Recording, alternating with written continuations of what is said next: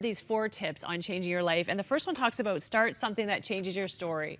And I love this quote: successful people often joke that they spent years becoming an overnight success. It's such a great line. Yeah. The point is, it's the things you do that nobody sees. It's those consistent things of being excellent, of showing up, of being persistent, you know?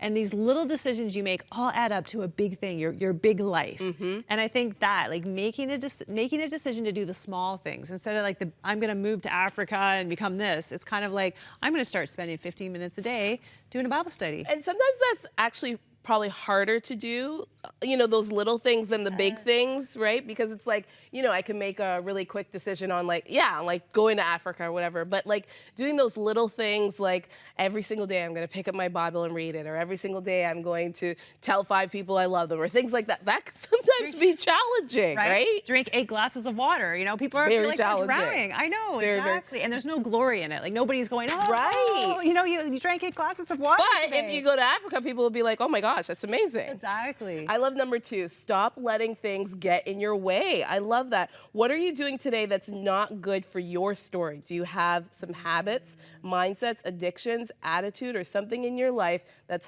hijacking it? I think sometimes we're all guilty of that, right?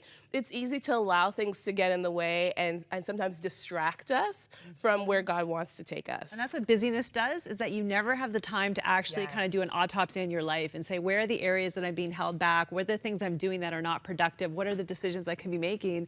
You just can't do that because you're just in survival mode all the time. Yeah. I guess vacation is like that in a sense, right? Like, that's what happens to me on vacation. I start thinking about the big picture of my life. Yeah, exactly. Deep thoughts. Okay. I'm thinking of a beach on my vacation, but you know, that's just me.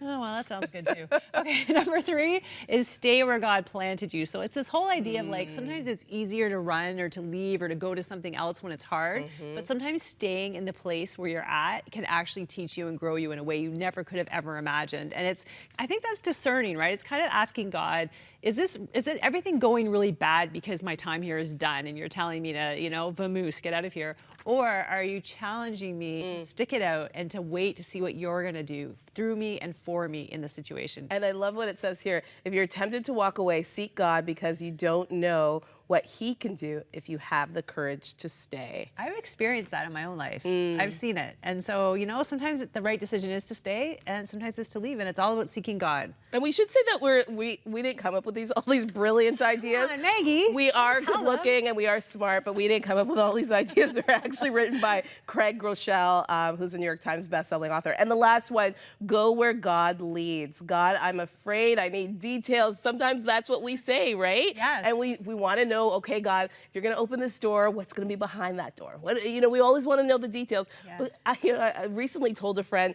He's the creator of the universe. He doesn't have to tell you anything, right? So, I mean, that's a part of faith. That's a part of walking in faith, is knowing that sometimes you're not going to know. Especially when He's asking you to take a huge risk, right? That's when you want the details, but sometimes you just got to trust Him and jump off that cliff. Yeah.